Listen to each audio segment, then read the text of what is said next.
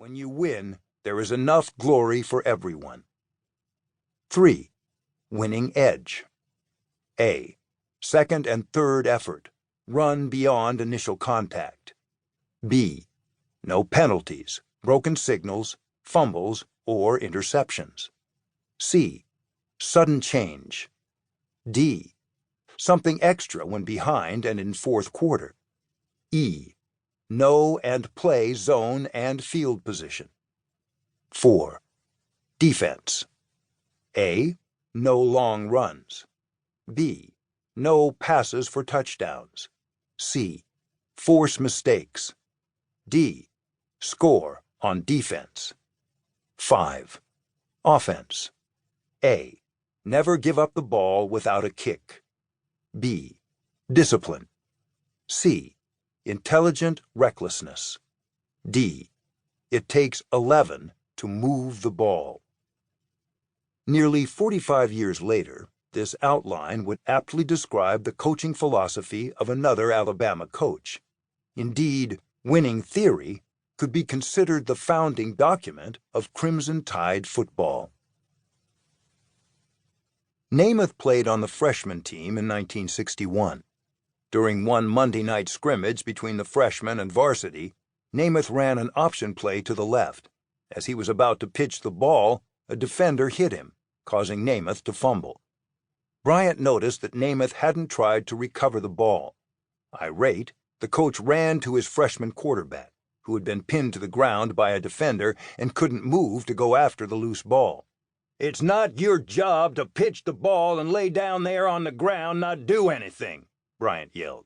"You don't just lay there." Namath pushed himself up and began walking to the huddle.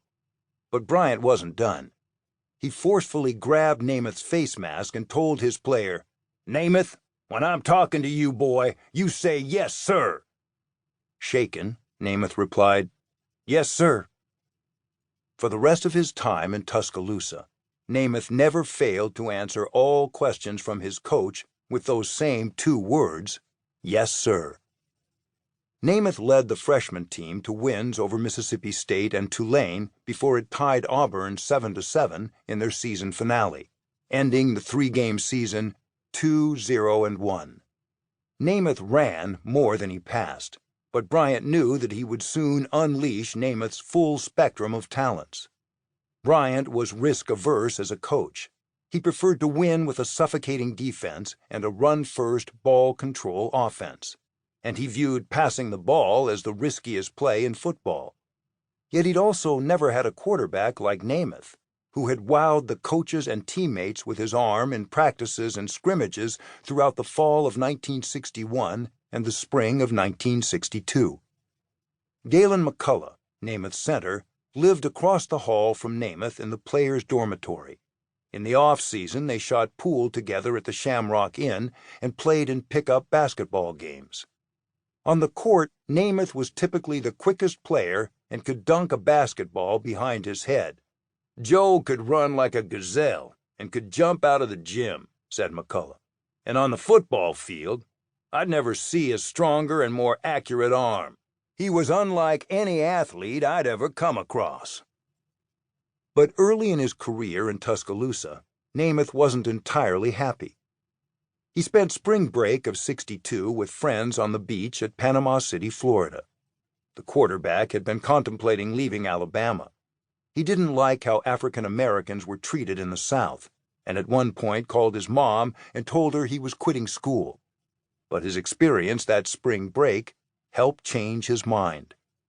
The weather and the women and the azure waters of the Gulf Coast stood in stark contrast to the bitter cold of working-class Beaver Falls.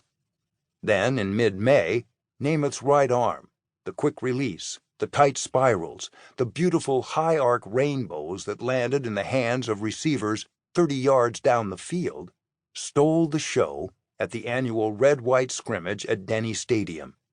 He completed 12 of 17 passes for 156 yards in front of 10,500 fans, one of the largest crowds ever to witness the Crimson Tide spring game. Even Bryant was impressed with his bold and brash young quarterback. "That Yankee,"